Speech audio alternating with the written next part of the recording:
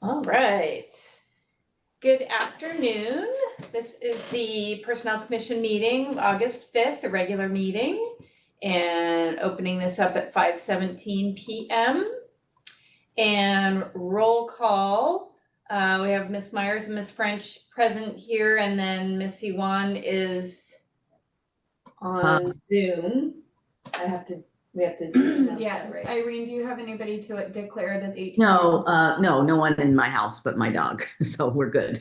Okay, great. All right, 2.02 order of business. Anybody wish to change the order of business for the agenda? I do not. All good? All right, we will move on to 2.03 correspondence received. And does not look like we've received any correspondence for this meeting. 2.04, this is a point in the agenda where it's an opportunity for any individuals or representatives of a group to address the commission. We don't have anybody physically in here. Is there anybody out on Zoom who wishes to address the commission? Yes, I would like to. Yeah. I'll have you address at the next item, Rob. You Okay, get a thank standing you. spot in oral reports. Yeah. Thank you. Thanks. Anybody else out there? Nobody on. No? Okay. So now we can go on to 2.05 oral reports. And this is when our union representatives can report out. So Rob, Okay, here you hello there. go. All right, so thank you, everyone. So just kind of give you an update of some of my activities with the school district this last month and then this month. So on last Wednesday, I met with the custodial staff. They were in training, and Chris Bonin and Dave allowed me to come and provide lunch for them. So appreciate that. You know, we kind of show it as an appreciation to our members. And then on July 10th, we did the same for a different custodial training, but it was more a brunch type goodies that we provided. And it also serves as a good meet and greet. And then also on July 12th, we did it for the grounds crew. I'm scheduled tomorrow to meet no, excuse me, Wednesday to meet your new superintendent with HR. I'll be up at your work site on Wednesday at 11. Going to bring one of my interns with me from UCSB, as well as a couple of our members. So it's just a meet and greet with HR, and excited about that. And then on towards the end of the month, right before school starts, I will meet with all the bus drivers before they have their bidding for their routes. And then I also, the next day, I'll come up and meet with all the lunch program. So just kind of wanted to let you know that I'm out there and meeting with all the members and find out what their concerns are. And we're kind of gearing up for the contract that'll come due in the next few months. We want to get started. Okay, thank you. Great. Thank you for that update. Yeah. All right, staff reports. All right. So we have officially concluded the majority of the BG&T classification review. So we had that week-long stretch. So a huge thank you to Mr. Bonin and to Mr. Perry and all the BG&T crew. It was very productive, super informative. Everybody was great. We were able to bring some food and some drinks and let people time card if it was past their hours. But we met with all classifications besides 4, and those meetings are going to take place on August 7th. So this upcoming Wednesday. And then we'll be completely finished with the BG&T series. We had some additional food and nutrition services members reach out that wanted to be included after we concluded the FNS reviews. So we decided that the more information, the better. And so Aaron Kramer is working with me to create a schedule where we can meet with, there's about 9 of them that would like to meet and also review their job descriptions together. So that will be taking place in probably the first week of September. So and we'll just do those in addition to the series that we've already met and reviewed. And then once we get through these initial job description reviews for the series that have already been completed, we'll be starting the clerical series and we'll be steering more into our CSEA groups at beginning September 1st. So that's been great, super productive, super busy, lots of information, lots of people, but I'm very grateful for the opportunity. Everybody's been very excited to participate and has been very open and appreciative of the opportunity. And I've gotten very nice cards and emails and things thanking the commission and thanking HR for the work that we're doing to make sure that we get it right before we move forward. And our union partners have been fantastic in it, trying to keep them in the loop. And I gave Rob a call to prepare himself for a deluge of emails coming his way for all those invites, because I wanted to make sure that he was on them and he knew who was going, but just to make sure that he knew he didn't have to be there for all of them. I just wanted to keep him on the loop on it. So he's been great. April's been great. And we're just gearing up for the start of the year. So school starts next week. And it's a crazy time here in HR and for the district as a whole. We have new hire orientation this upcoming Friday. So we're going to be hosting all of our new staff from this last year, and for new staff going into this upcoming year. We did another workshop design, so we have separate workshops for each thing. So like employee platforms, health benefits, and there's 3 sets of each workshop available so that people can pick and choose times and don't feel like they missed one or another if they wanted to do something else. So they have plenty of opportunity, and then a Q&A, and then the SOUP's office will hold a lunch down in the J2 building for all staff afterwards. And we've got Ryan and Prater making tacos and making everything fresh for everybody, and they get very excited and competitive about that. So that will be interesting and fun to be a part of. Greg's really taken a great handle of new hire orientation. This is his big first meeting of the year in his position. So he and Lupe have done amazing work getting everything organized and communicated effectively. So now we're just trying to slam everybody in, make sure they have emails for it, and make sure they have badges and all of the things to get everybody on board and ready to participate in new hire orientation. And then after that, we will have we did the clerical in-service meeting. We're going to be doing the clerical training series. So where they're doing the Diastat and EpiPen, everybody that's required to do that training on August 12th. And then the last week of August, Lupe and myself will be going out to sites individually to do the more nuts and bolts training with the clerical staff. So all the new upcoming changes for platforms and just making sure that we're creating robust training opportunities as opposed to not big clerical in-service where we're kind of just talking at everybody for 4 hours. That way they can be at their computers, they can learn, they can click through it and actually process the information. We're changing the PAR form this year, so that will be interesting.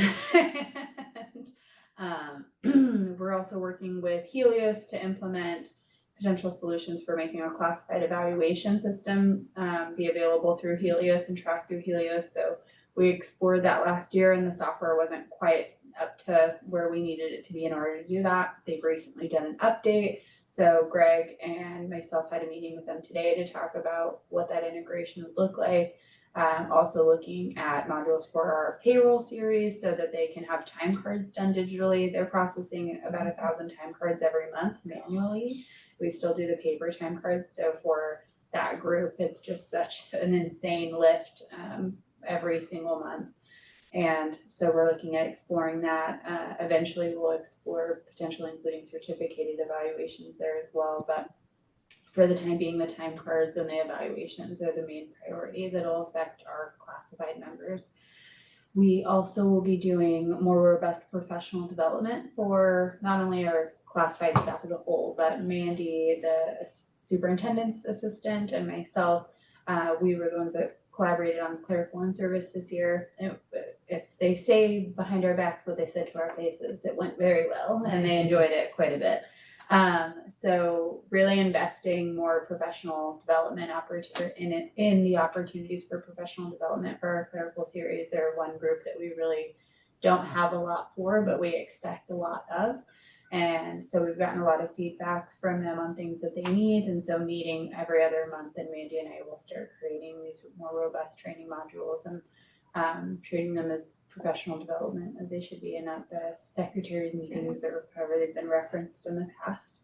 Additionally, we're investing in some more professional development for our paraeducators. So we've worked close with Janet Gould and Meg Downey from our Student Support Services office and what that looks like, but also aligning it with the certificated training. So when they have those PD days, we found that there was discrepancies in some of my classification reviews with them. They did, affirm modules and that was expected of them, but like teachers didn't even know what those were. They're not expected of them. So they were kind of getting conflicting information on how to handle de-escalation of behaviors or, whatever it may be. And so it was leading to tension and to misunderstanding. So making sure that training across the board is the same. And so that's been great. Meg Downey's been great in implementing that on the certificated side, and then really looking and evaluating what that looks like on the classified side and how we can not overload them. There's things that they weren't trained on because it's not your job to do and you shouldn't be expected to do those things, but at least be aware of what that training is that your teacher has and they can be aware of the training that you're getting, so that everybody has the same messaging and avoid some of that confusion.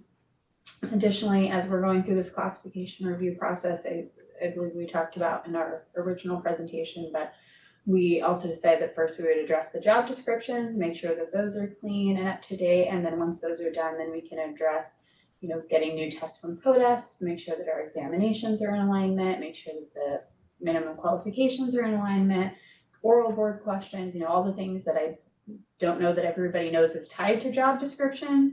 And that's been part of my spiel that I've said 400 times as I've met with people is, how important they are and what they do. They're not just a, document that lies hidden away. We rely on them for quite a bit. As we've done recruitment, we've realized that there's a couple already that are a little out of whack and that we wanted to update sooner. So we've created a tracking document where I've listed each classification, what their minimum qualifications are, what the years of experience are, years of education, any additional licensure requirements, so that we can start looking at the internal equity of those documents as we're looking at the job descriptions as well. So before we make any official recommendations, we can go and look. We want to make sure that we're not requiring something higher of a para 1 than of a para 3, for example, right? So just looking through those things. And so we'll be sharing that document with you when we do our next update on classification in September. And I've been collaborating on that with Lisa Rady, who runs all of our classified recruitment, and Lindsay Bond, who runs all of our paraeducator recruitment. And so it's becoming a very robust review of all of our practices, and it's been great. Our hiring practices, our interview practices, we want to make sure that we're being thorough and getting the right people in the right positions, but we also want to make sure that we're eliminating any obstacles or barriers to employment that are not necessary, or barriers to promotion and things like that. So all of those things are in the works, and we'll be presenting to you guys on that soon. Great, thank you. Quick question, ballpark, how many new hires are you expecting? We've invited, of just classified, there was 87, and certificated there was just under 50, either 46 or 48. So quite a few, and we didn't include all paraeducators like we did last year. So that was something that was kind of hit and miss in the years before, but so that was a big piece of it. That's always a big piece of any recruitment. But yeah, so over 100 people. Wow. That's a lot. That is a lot. Okay, sorry, I lost my spot here. All right, commissioners, anybody have anything to report? I do Do not? No? All right, we will move on to 2.06, approval of minutes from our July 11th regular meeting.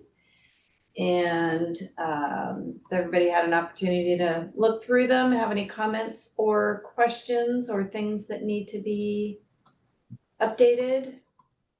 Yeah, it looks good. Yeah, I thought they looked good as always. Agreed. All right, do I have a motion? I will make a motion that we approve our minutes from July 11th. I second. All right, all in favor? Aye. Aye. Okay, great. Thank you for doing those. Okay, now we gotta I gotta figure out how to get rid of this there was a box blocking the X, of course, you know how that is. Are y'all good? Yes, thank Okay. you. All right, so now we are on 2.07, approval of revised job description for EL student liaison. This is a first reading. Yes, so, as you guys may or may not remember, it was several years ago, but we approved a student advocate position that was proposed by the Education Foundation, and the intent of that position was to have somebody that can communicate and coordinate between our families and the district itself.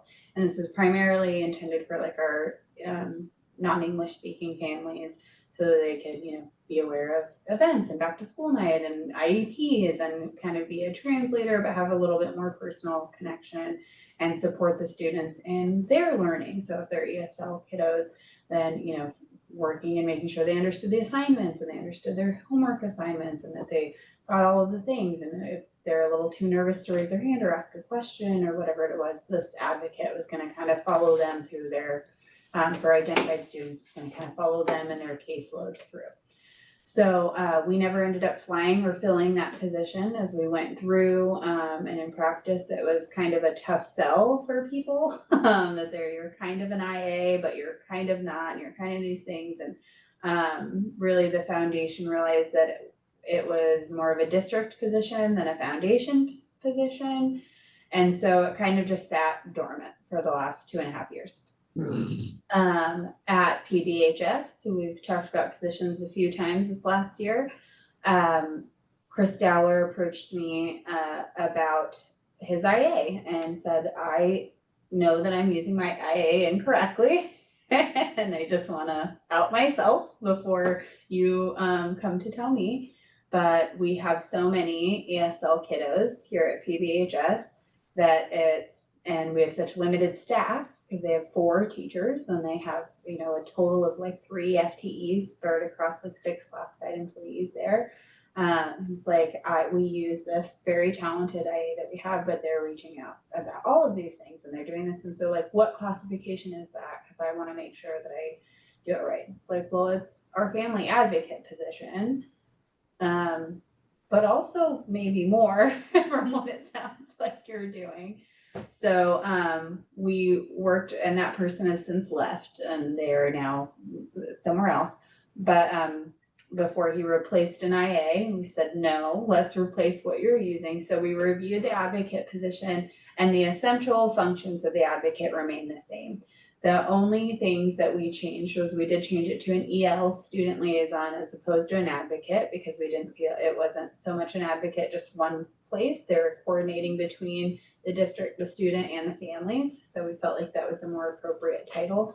We did want to clarify that it was for English learner students as opposed to just general students, so that it could be used appropriately. And previously the student advocate was approved at range 231 and could be 233 if it was bilingual, or they could get the bilingual premium. And so what we did is we took off, there was also a lot of high level coordination. So there was working directly with the foundation and creating events and creating, community engagement opportunities.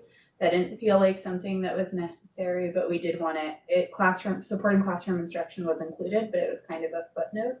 So we did want to kind of highlight that more, that there is a lot of classroom instruction. And that is kind of the main thing, is that you're here for the student and you're supporting that. But also when there's these extra events, when there's, when somebody has to call the parents because there is a disciplinary thing happening, or there's a project that's due, or whatever it is, that would be you, and these pieces would be you. So otherwise, only one of the line items was changed, and that was the first one. And the second one was just clarified. So it said may support classroom instruction, and this provides language and instructional support. So the core purpose of the job description was not changed. It still is there to serve these varied needs. But we did not make it continuation school specific, because if there is a need at any of our sites for this position, then we would like to be able to do that. PBHS is just the most likely because they have so little staff, but we didn't want to limit it in that way. So we recommended that it still stayed at the 231. It is inherent to the job description that you would be serving language support services. So we wanted to wrap that in. And the supervision level was changed, it said, to the Education Foundation or Student Support Services, and we changed that to the site administrator. So everything else in essence remained the same. So Chris Dollar would like us to approve it as a draft so he can fly it and recruit for it, and so they can get started for the year. They already have a couple people that are in the IA eligibility list that are interested and are eligible for the MQs, but right now we don't have anything to fly it with. So they would like us to approve it as a draft.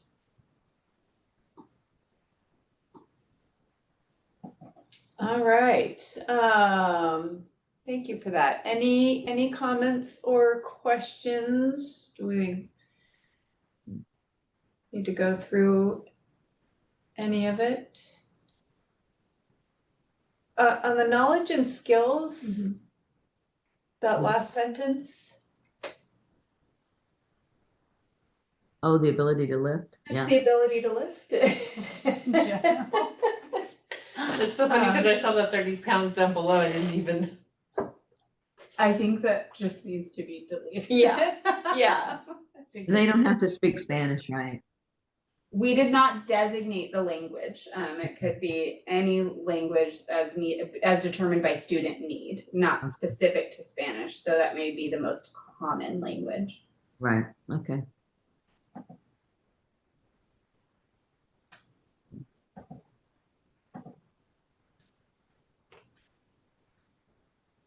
We still will be reviewing this with the classification review to make it align with whatever formatting we determine. Okay. But really, we didn't want to change too much of it to where it would need to be recomped and do a whole new piece. So we left the job description pretty intact to what was approved. Remind me, I think you said it, but because we have an EL instructional assistant, right? Or by, yes. Yeah, and we that- have an EL aid, And that range is what? 231. It's the That's same also range. 231, okay. Yep.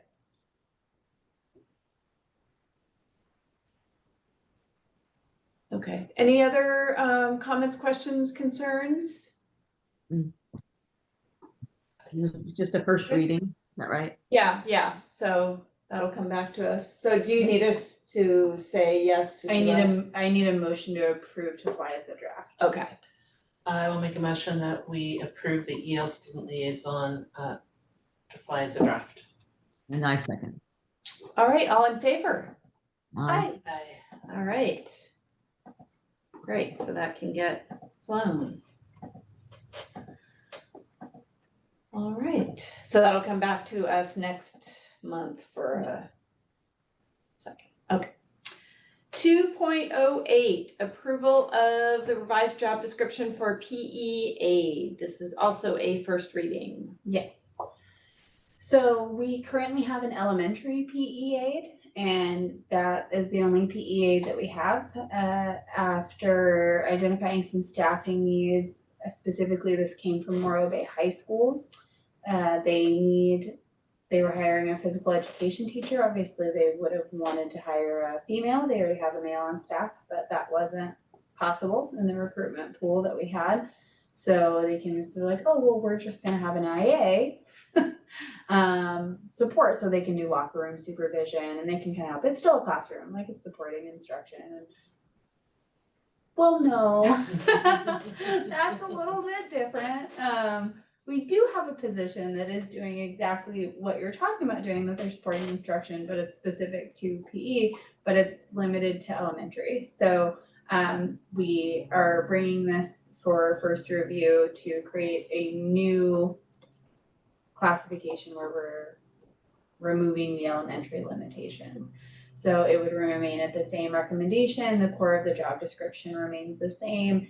The language that was changed was there was a line in supporting students as they transition between periods, and we just added in and out of classroom instruction and in the locker room. We just wanted to make sure that it was clear that you're not just like standing in the hallway and ensuring that kids are going between classes, like you're probably gonna be the only adult in that room and making sure that kids are behaving appropriately and onto their next class.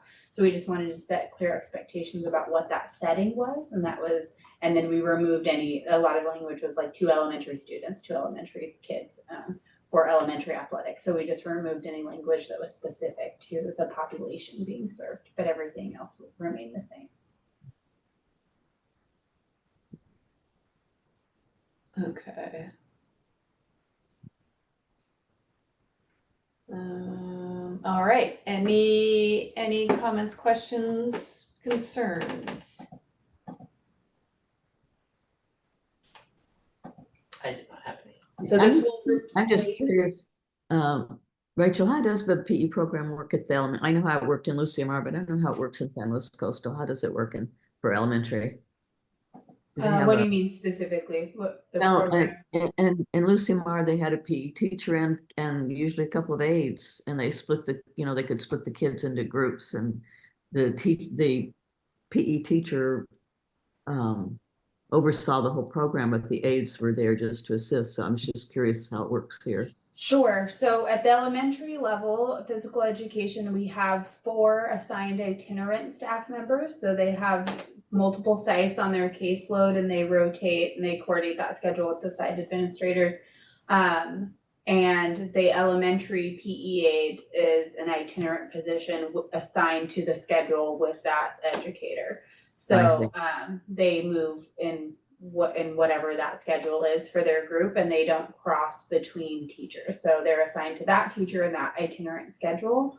Whereas at secondary, obviously, it's a dedicated period, it's a dedicated staff member to that site, and they would serve that site and Right, that okay. program as opposed to that educator. Okay, that's very similar. Okay. I was just curious.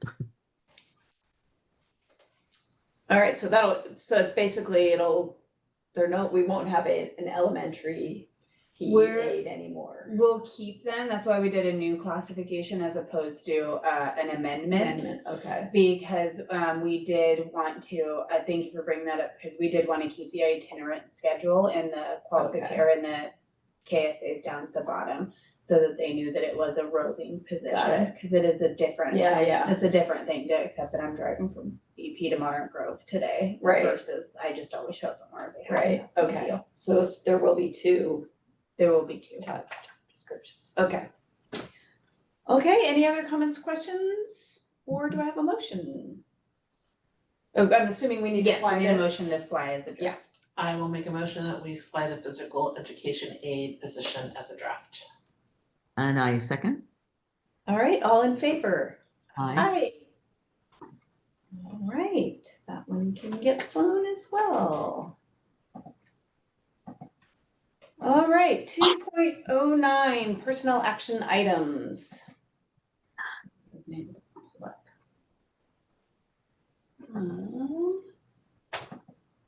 So we left the board items from last one. It wasn't letting me load if I showed you guys both last time or not. Board docs updated. So I couldn't see our last agenda when I was creating this agenda, so I figured I would include the 2 board items just in case I hadn't reviewed them with you. And then we could skip them if I had reviewed them with you.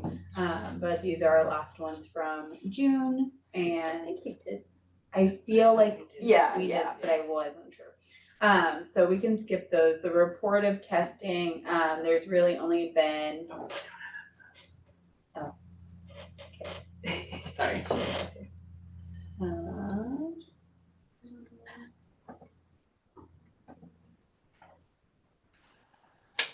I have problems with that because, When you use your other email. so it may not let me. Well, Becky was trying to use her work email anyway, and it still didn't let her. Yeah. Yeah, I can't get that. I was gonna ask you after. So maybe I should just let you share. Yes. Okay. I'm not in the Zoom anyways. Oh, well, let's see. So this is the email I need you to share with. Oh, okay. There you go. Come here. Oh. You have to send the replies. No, You're so not unless- demanding. not unless you want to. Well, no, don't give me options. Okay, Okay, so we will show here.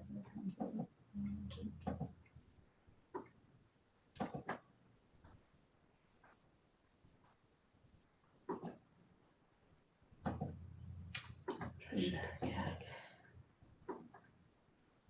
Still come through.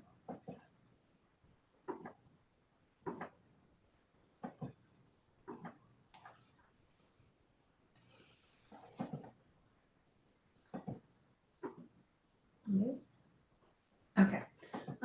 Really, there's not been a ton of change except for the lead paraeducator recruitment on the report of testing. So, since we were kind of in between meetings, the girls are still finishing up. So the lead paraeducator recruitment, Lindsay is making an offer today, and you guys will hear more about lead paras in the near future, I'm sure. But yes, so that was her last lead para vacancy. We just had the one. They found somebody great, and they're all just busy. Elisa's workload right now is insane. So yes. How are we on bus drivers? We're pretty good. We have, I believe we only have 3 vacancies left, so they're either in the program or completing the driving hours. Right. So we've not onboarded anybody since we last met, but we've not had anybody leave since we last met either. So so we're doing pretty good. We're doing pretty good on bus drivers, on our paraeducators. Still the same. It's about 11 vacancies total, which is phenomenal. And Greg's done a ton of work with student services and identifying like how we're determining what the need is for creating another vacancy. So that's been great as well. Him and Joyce have really kind of narrowed in on that, and they're working through how to come up with better metrics, and so that we can also determine when things like accelerated hiring rate are necessary. Right. And how we're applying those things. So yeah, it's been a busy summer. It's been a great summer. The girls are just crushing it. Yeah. They're doing great. All right. 2.10 advanced agenda items. So this is a little bit of this item and a little bit of the next one. So Jeff Martin is excited to present to you guys whenever you'll have him. I had told him that we moved this meeting up and he wasn't available to come today, which I told him was fine. It was a late starting meeting anyways. So, but if we determine what our next meeting is, whether we're going to keep the 21st or if we're just gonna move into September, he's willing to and able to present whenever that would be. So Great. that's the only advanced agenda item I have at this moment. And the second reading of the, Yes, and the second Those reading of the job description. Descriptions, yeah. so do we need to meet, we're supposed to meet again on the 23rd, are we needing to meet then or not? That's a great question. Calendar, so it's just, Yeah, this time of year is just a little crazy. And especially right now, we should have known that we need to meet earlier in August because it's when all the principals are coming back. And so they're like, oh no, this is this is something that I need. So I think that there will be plenty to talk about on the 21st if you're still available to meet on the 21st. It's also the day after the board meeting where Becky will be presenting to the board, so we would have an update on that. That's fresh in our memory, but then that's also 2 nights that we make Becky schlep down here in a row to to go to these It's meetings. alright. She's resilient, she Yeah, can I do can it. handle it. Rachel, why don't we just leave it? And then if for some reason we don't need to have it, we could cancel it later, but why don't we just leave it on our calendars? Does that work? Okay, that sounds great.